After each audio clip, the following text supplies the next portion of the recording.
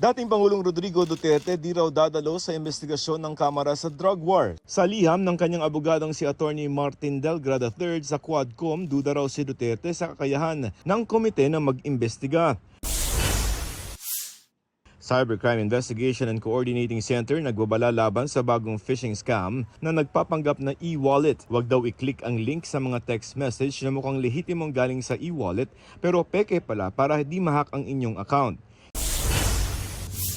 AFP joint exercises sa West Philippine Sea sinagawa kasama ang Philippine Navy, Army, Air Force at Philippine Coast Guard.